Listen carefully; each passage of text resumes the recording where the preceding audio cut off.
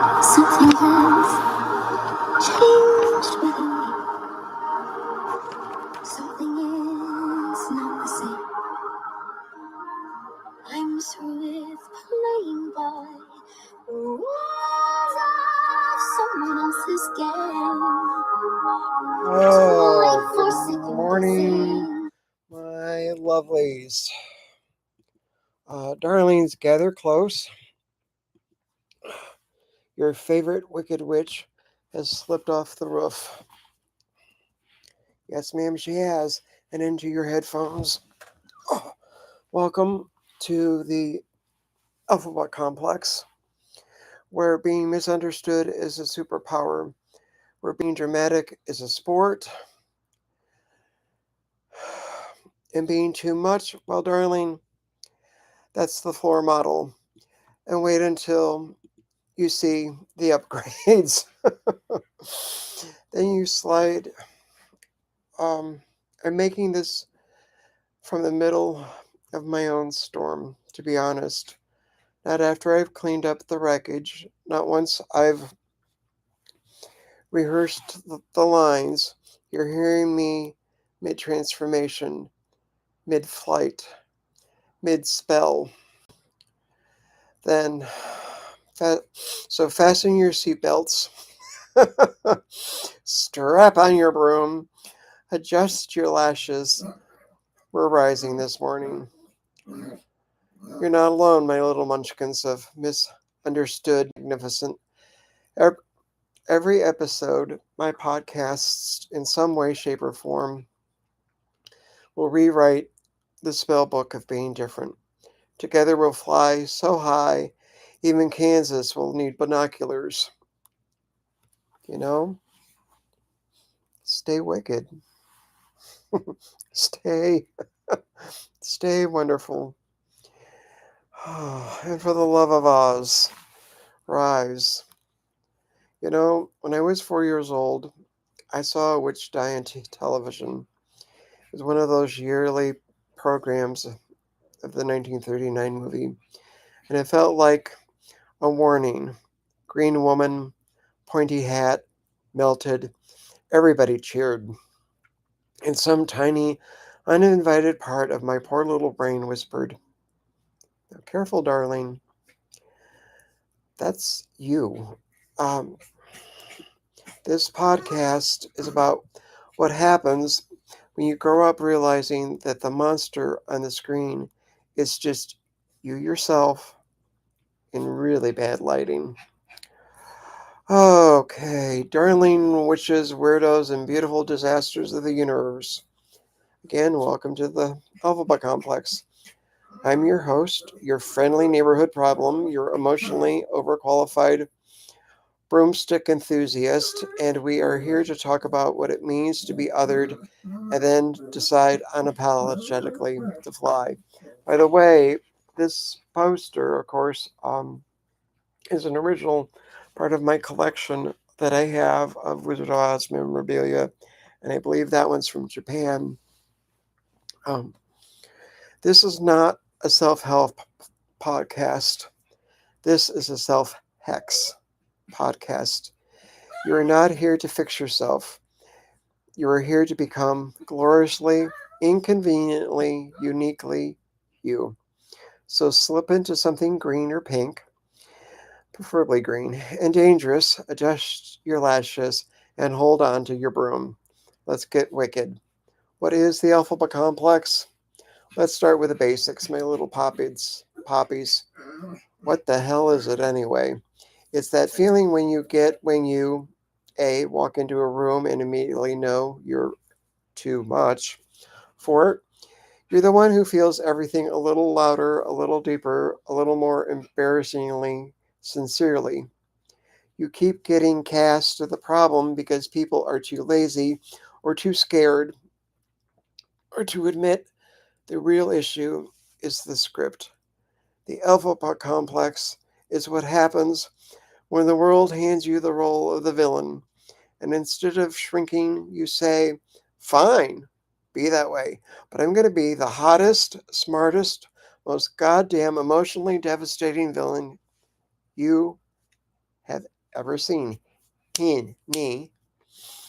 If anyone who's ever been called dramatic when they were just honest. It's for anyone who's ever been called dramatic when they were being just honest, called selfish for finally having a boundary, and called too sensitive for bleeding when other people only bruise. Oh, sorry about the light, guys. Um, I'm predominantly in bed. Um, and called too sensitive for bleeding where other people only bruise. The Elphaba Complex is what you develop when you get tired of apologizing for the ways you don't fit in. You don't fix it, you name it. You witchify this thing. You turn it into the flight pattern. Let's rewind. Picture small me, 4, tiny, squishy, wide-eyed, sitting in front of the TV, the one that sat on the floor in a big box, that practically humming with the static and prophecy. The Wizard of Oz comes on. The old Technicolor fever dream. Everyone's charmed by Judy, the Munchkins, and the Yellow Brick Road. Meanwhile, I'm locked on the witch. Not just because she's scary, but because she's electric. She sweeps in the room like it has been waiting for her. Everybody recoils, and we all know this. And you can feel it. This isn't some random monster. This is someone the world has declared to fear. Later, I'll get you, my pretty! Ha ha! And that cackle. God, that cackle. The smoke, the whole thing. And my little kid brain, something clicks. That's how we're going to see you if you're not careful. Too loud, too queer, too emotional, too much. And then just really, to nail the point home, we have the melting scene, the cheering, the triumphant music. The witch is gone. The world is safe. The message sinks in early and deep. Whatever you are that feels like that witch, better hide it, sweetie. Fast forward years later, decades even later, you get called dramatic, needy, selfish, obsessive, intense, unstable, all the hits. You start to internalize it. Maybe, just maybe, I am the problem. That's,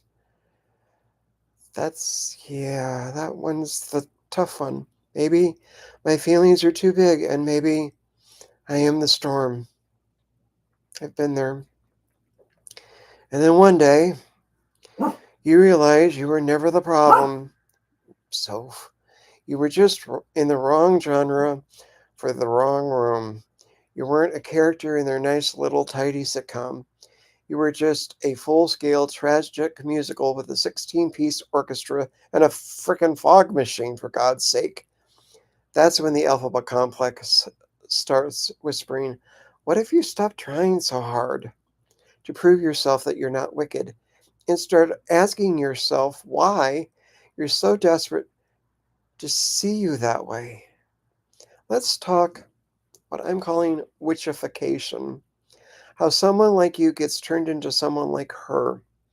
Here's how it usually goes. You're born with a little extra something, like I am.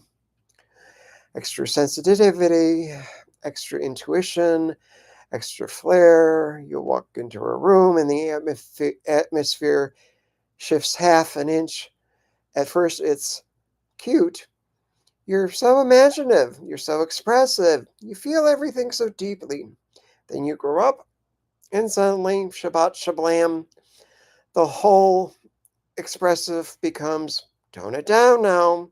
Don't make it about you. It never was. Why are you so emotional? Can't you be normal just for once? The way that made you magical as a kid becomes the thing that punishes you for an adult. That, my darlings, is witchification.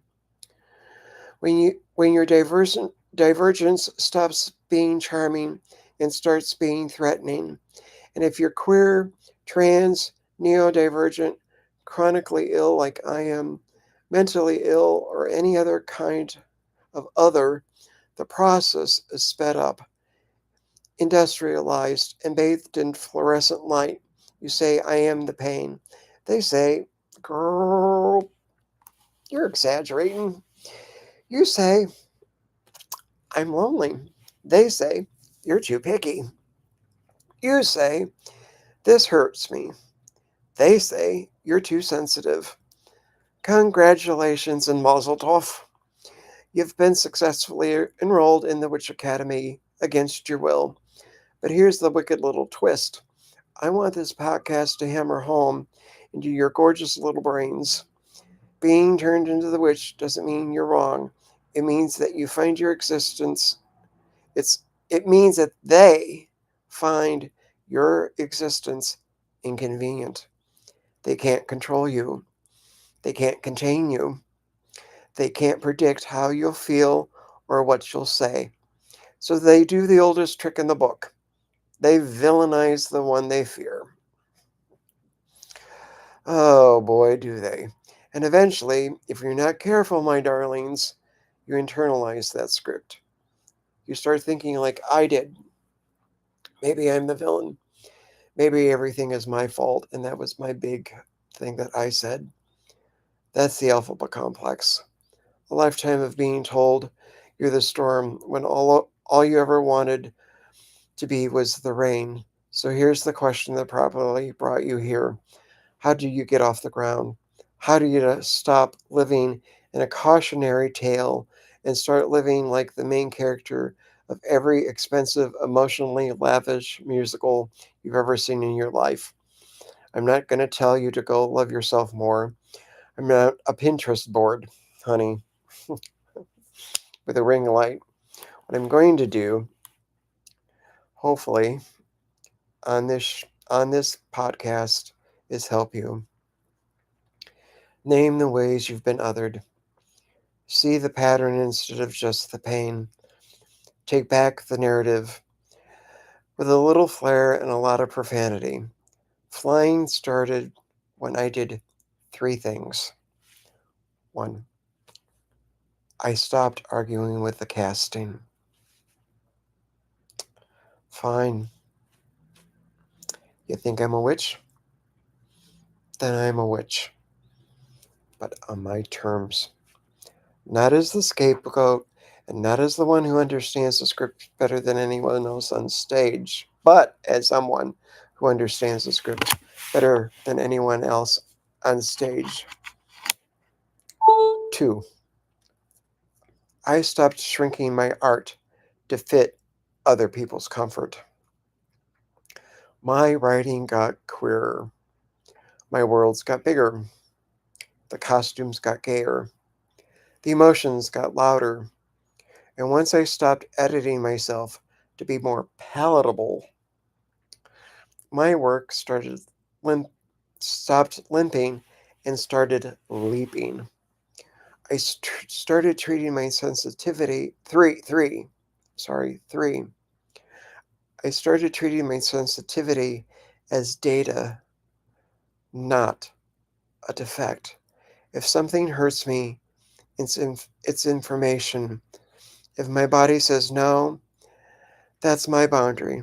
If my heart breaks, it's not because I'm weak, it's because I'm wired to feel the world in Dolby surround sound. This show hopefully is going to be about that kind of flight, not toxic positivity, not pretending the pain isn't real, but using it, my darlings, understanding it, harnessing it like a hot green updraft. We're going to talk about why we cling to stories like Oz, Wicked, Judy Garland, the strange little movies and musicals that raised us when the adults didn't quite know how. We're going to treat your life like a musical in rewrites, and I, unfortunately for everyone, or maybe fortunately for everyone, I've been handed the dramaturg's pen. Who is this show for? Yes, I mean you.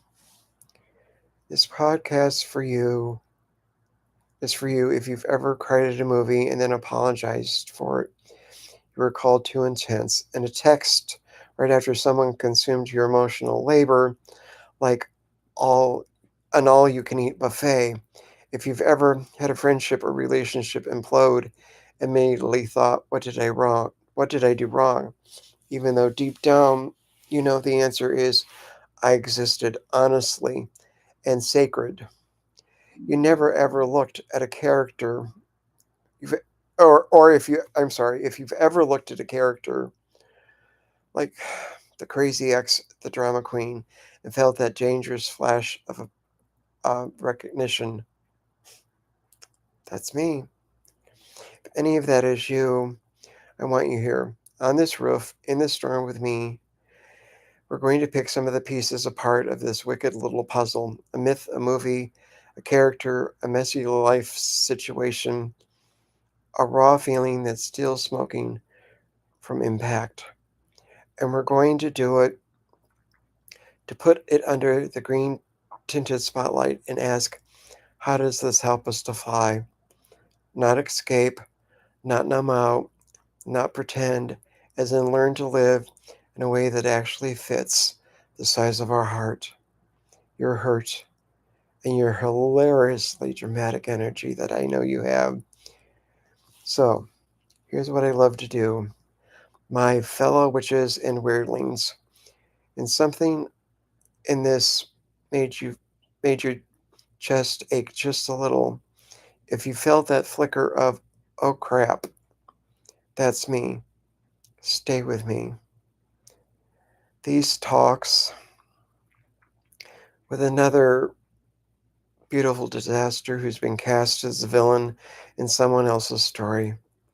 Come back for the next episode, and we're going to dig even deeper into this idea of too much, and whether that's actually your curse or your crown. You don't have to have it figured out yet. You don't have to be mid defying gravity, cape blowing, listening, admitting that somewhere inside you there's a witch that tried to apologize for existing. Picture it. You step onto the balcony in a swirl of emerald smoke. Long lashes, long enough to cause minor wind minor wind damage. Cape snapping like it's trying to file a harassment complaint, and you purr, bitches, beware. Every cowardly line within a 5-mile radius drops their latte. Every faux nice Glinda freezes and giggles. Every munchkin with an opinion suddenly remembers they have an appointment elsewhere, because the witch they tried to melt, she's back. She's moisturized, she's emotionally illiterate, she's powered by trauma, talent, and spite. And she's not just flying, she's coming in low and fast, with glitter contrails that sting. It's giving you, you should have been nicer to me, you stinking you know what, now that I have a platform. It's giving, I've learned boundaries, and now, by God, now everybody's nervous.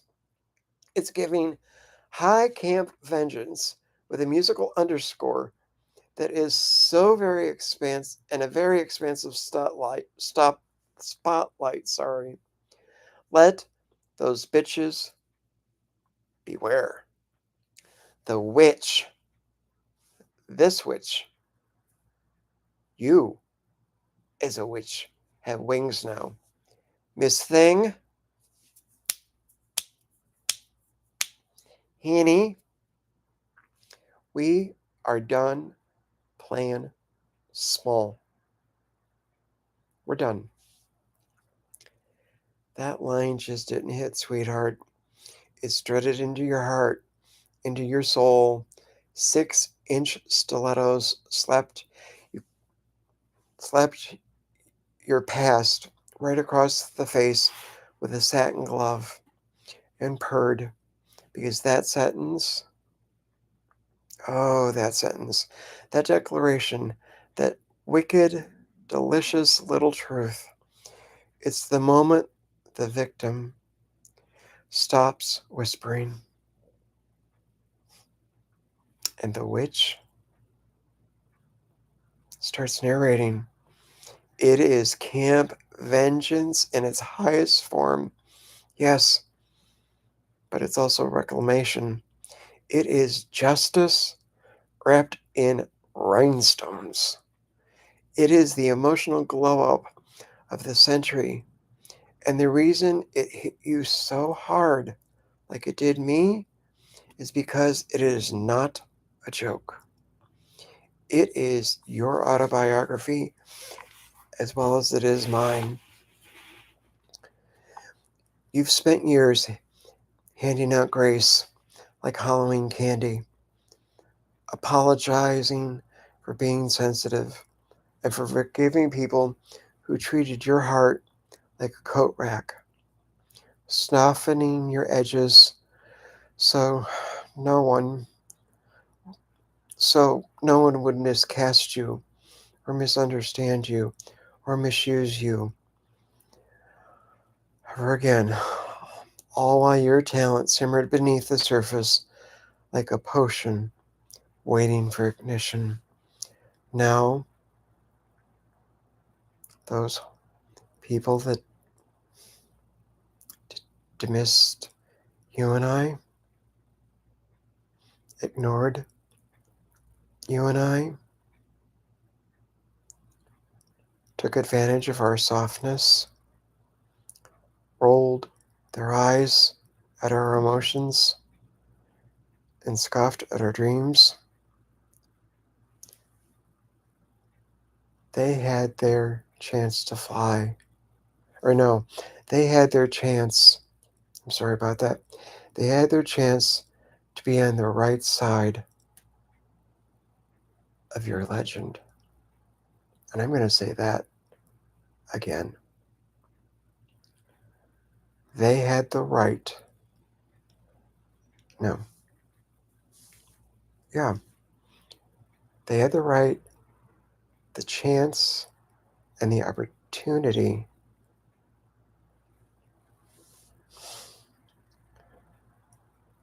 to make it right. And the right side of your legend. But they forgot something so very important. And this is what I'm going to leave you with. We always get the final word. And we witches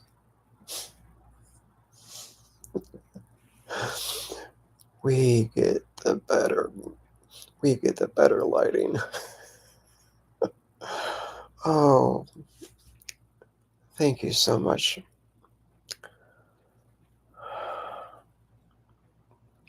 Claim your power. I'll admit I read a script. This part isn't.